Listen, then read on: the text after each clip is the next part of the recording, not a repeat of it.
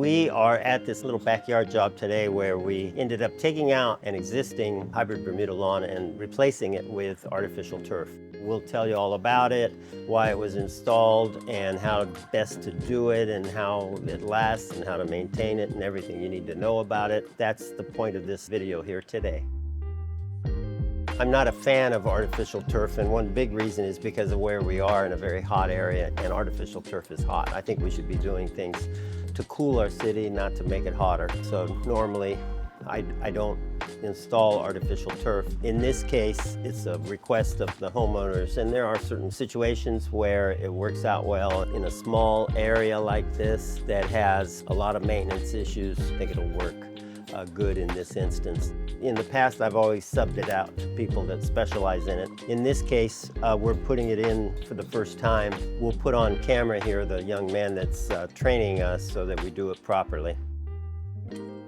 So I'm here with Iliadoro, who is training us on how to install this properly. As per your instructions, we took out 4 inches of topsoil with the lawn, with the Bermuda. It was a Bermuda lawn. And then we replaced that with 3 inches of base rock. Thank you. Base rock and 1 inch of decomposed granite. And we compacted the 3 inches by itself, and then we compacted the 1 inch of decomposed granite on top of the base rock.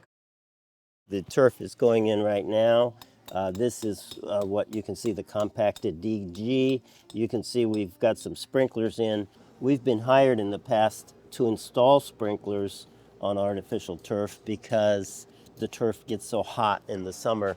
And so, since we already had sprinklers, we figured we'd keep the sprinklers.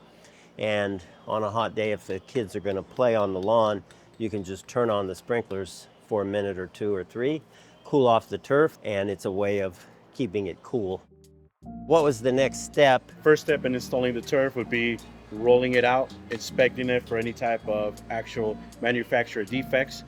Most importantly, making sure that the grain of the blades are going in the same exact direction. Because you have more than one piece. Correct. So in this case, we had 2 pieces. 2 pieces, that's right. So 2 pieces, we had to make sure that they were both facing the same exact direction. Otherwise, it looks like 2 completely different products. After that, what we did was we secured our seam. Seam being the most important thing because you wanted it to look seamless, like one. You don't want to see the seam. That's right. So how did you secure the seam? So we secured the seam with nails in this particular area. Nails every 4 inches, diagonal next to each other, going all the way down the seam. So then that way there's no ripping it apart, no pulling it apart. Is it sometimes glued at the seam, or is it always, sometimes glue is used? Sometimes it's glued as well, depending on the application of where it's going. In a really high traffic area, you're gonna want to use the glue and the nails. So you secure the seam, and then we start trimming after that on these sides. The reason for it is if we do make a mistake on the seam, we still have excess material to work with that we can come back in, readjust the seam. We'll secure the seam, make sure that it's good, start the trimming process, and then start the nailing process after that.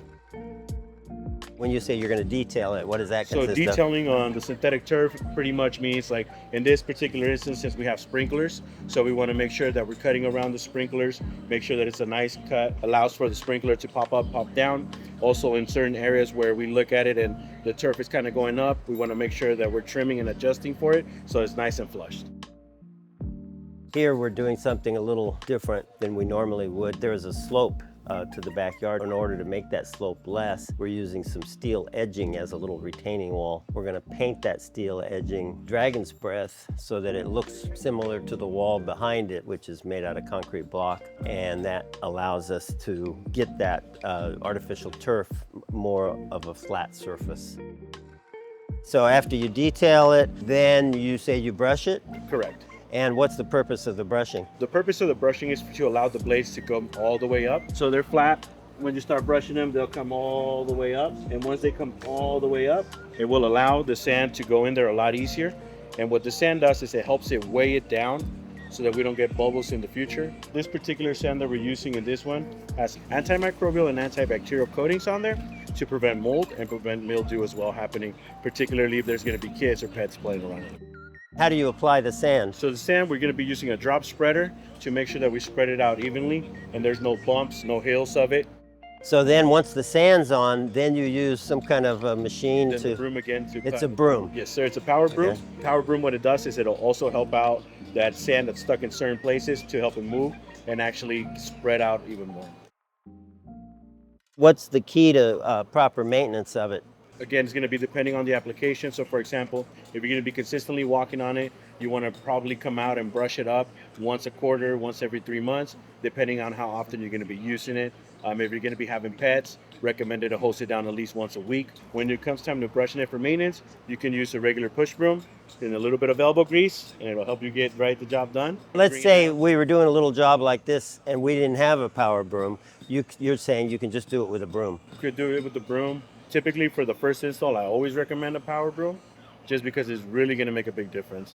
How long should it last? Synthetic turf nowadays is lasting you anywhere from 15 to 20 years. There's some turfs that'll last you in the 22, 25-year range, depending on how you're using it, where it's installed, depending on the heat. Different variables will determine how long it'll last. Eliodoro, thank you very much for your information. Thank you, John. Thank you for letting me be here. We'll get to it. Okay. That's how you install artificial turf. Thank you for watching. If you have questions, put it in the comments below.